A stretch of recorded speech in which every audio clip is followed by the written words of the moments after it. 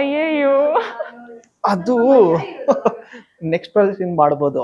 ಯಾಕೆಂದ್ರೆ ನಾನೇ ಆ ಟೆನ್ಷನಲ್ಲಿ ಇದ್ದೆ as A director, as A producer ಅನ್ಕೊಂಡು ಆ ಯೋಚನೆಯಲ್ಲಿ ಇದ್ದಾಗ ರೆಫರೆನ್ಸ್ ಬಂದಾಗ ಅದೇ ಯಾವುದೋ ಒಂದು ಸೀರಿಯಲ್ ಮಾಡಿದಾಗ ನಾನು ನೋಡಿದೆ, ಅದ್ರಲ್ಲಿ ಏನು ನನಗೇನು ಅಂಶ ತಗೊಳಕ್ ಇರ್ಲಿಲ್ಲ. ಬಟ್ ಸ್ಟಿಲ್ ನಾನು ಮಾಡಿಸ್ಬೋದು, ಈ ಫೇಸ್ ನಮ್ಗೆ ಸೂಟ್ ಆಗತ್ತೆ ಅಂತ ಯೋಚನೆ ಇತ್ತು, ಆರಾಮಾಗಿತ್ತು. ಬಟ್ ಇಲ್ಲ, ಒಂದು ವಾರ ಹೇಳಿದ್ನ ನನ್ಗೆ ಸರಿಯಾಗಿ ಜ್ಞಾಪಕ ಇಲ್ಲ. ಎಳ್ದಿದ್ದೀರಾ?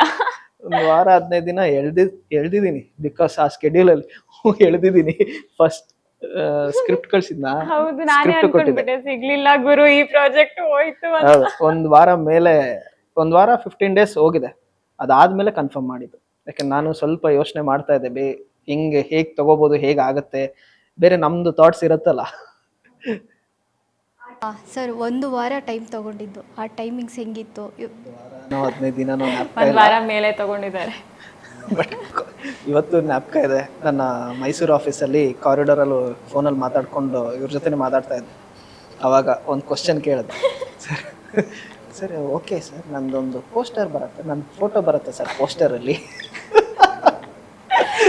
ನಾನು ಆಸೆ ಇತ್ತು, ಆಬ್ವಿಯಸ್ಲಿ ಯಾಕೆ ಆಗ್ತೀವಲ್ವಾ ಅಂತ, ನನಗೆ ಆಬ್ವಿಯಸ್ಲಿ ಯಾಕೆ ಆಗ್ತೀವಲ್ಲ. ಸರಿ ಸರ್, ಆಯ್ತು, ಓಕೆ ಸರ್. ಇಂಡಿವಿಜುವಲ್ ಪೋಸ್ಟರ್ಸು ಎಲ್ಲ ಇಂಥ